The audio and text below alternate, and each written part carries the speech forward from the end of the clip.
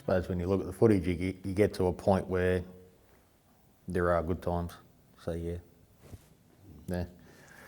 You just keep moving forward. I don't think you dwell about what's happened. It's happening, so you just work through it and keep going. It's one of the things you got to expect when you're in the area that we're in, and we've got beautiful farmland. When things are dry, it's beautiful land. So it's just one of the trade-offs that you have to just deal with. Prior to that, we had a 30-year drought, or 29-year drought, whatever it was. So dry times do come, and yeah, it is what it is, and you got to keep going forward. That's all we can do. Starting to wear a bit thin. It does a bit. I mean, a lot of us are probably, I can't speak for everyone, but I think we're just stuck in autopilot now at this point in time. It's been that many years. So we're well practiced in all this.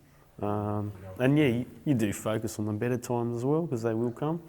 Every time it does happen too, you do something different, like you be a little bit more prepared for next time. It seems to be not getting easier, but you know what I mean? You just stack things differently and think about it, Even the other day we were putting stuff on pallets up on pallet racking, bits and pieces. You think, oh, we probably won't need, we don't use it that often. Let's just get it up high. So it's just another thing we don't need to move, all that sort of stuff, So Sheds are a lot cleaner. Well, yeah, sheds are cleaner, organised. Cleanest they've ever been for the past. We're getting more organised that way. Our judgment is just, do we evacuate? Do we evacuate? We'll be right, and we always leave it to the last minute. Oh, got through it and sold a product that wasn't the best, but got through it and come out on the other side, and still ticking over, making a few dollars. So you got to be pretty proud of that, and haven't really lost. Obviously we've lost, but haven't gone and lost the farm or lost anything. So that's gonna be pretty proud.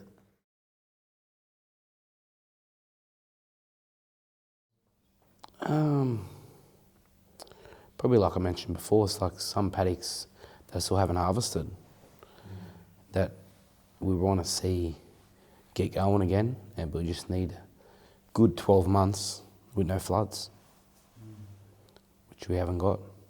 The other thing is some paddocks just aren't consistent because of all the trial and error with the silt, which we'll get through, but it's just part of it. Yeah, we get a lot of weeds because we've got the lagoon down the bottom, so we've got all sorts of wild oats and Johnson grasses and all sorts of swamp-style weeds that grow down there, and then they're all, depending on what time of year you get, it's all at, half of it's gone to seed, so it all just washes all over the paddocks, So there's a lot of mess to deal with after it, depending on the season. Yeah, weeds and rock. The ongoing battle against weeds has been just, I've never seen anything like it, Probably prior to the major floods, I was probably only in turf maybe 10, 12 years, and these last 4 years, the weed problem's been massive. And the rocks, well, that's just something you just got to work with over time. It's just, I don't even know how you start to clean it up. I mean, obviously you can clean it up physically, go and pick them out, or rock pickers or whatnot, but they just seem to be everywhere and uncovering themselves everywhere. How'd you get rock? Phil dumped in the river, and just upstream and pushed it, a lot of it all over our place. And we're in sort of an area there where we're on the outside of a bend, and come straight through our shed infrastructure and whatnot, and just spewed rocks everywhere. Yeah, it's a concern for all. It's an ongoing thing for us. Yeah, basically, and it's contamination too. It's the couch grass. There's a lot of natural couch down the bottom paddocks, cow paddocks. They're all full of natural couch and kikuyu. So you get kikuyu in couch paddocks and kikuyu in couch paddocks and couch in kai paddocks, and it gets to the point sometimes where you're spraying out huge patches, and it gets to the point it's that bad that you nearly got to chop it up sometimes because it just regrows. It's you know, comes in contact with the ground, and as soon as it shoots, it takes off. Contamination is a big thing. Contamination is Contamination and weeds is probably are the two 'Cause that just longest keeps- lingering they things. just, they just stay, yeah. You'll spray that patch and then next to it will be another patch there. And my brother had a paddock where spray it out, then you put the flags in the morning when you can see it with the dew, and you soot back, and there was more contaminate than what there was of the variety, so sprayed the whole paddock Roundup to start again. And that's after he had salvaged the crop. So he had got it back from flood, he had salvaged the crop, he was in the paddock ready to harvest, and it was sort of question mark how it was harvesting, but it was mediocre.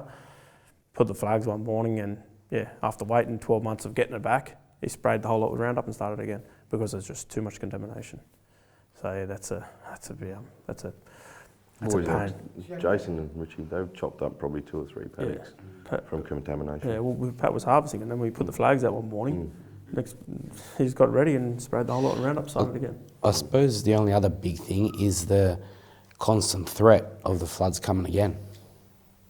Yeah, it's that psychological Worry thing. M&M. Yeah, with what do you do, what don't you do with in the meantime. no planning to mitigate it. Well, every time you get anxious, you know, every time they talk about getting 3 or 4 inches in Robertson or in the catchment, you know 3 days later what you're up for. Yep, East Coast lows. You know, It's like, you know, you've got a whole lot of things going on in life. You're trying to run your business, trying to run a farm, and then on top of that, it's like, oh, do we have to pack up again and pick everything up? And yeah, there's a lot to juggle.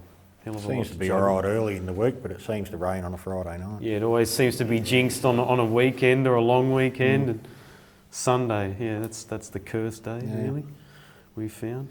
Only floods at midnight, doesn't it? Hey? Only floods at midnight, doesn't it? It's the only time I've been packing up.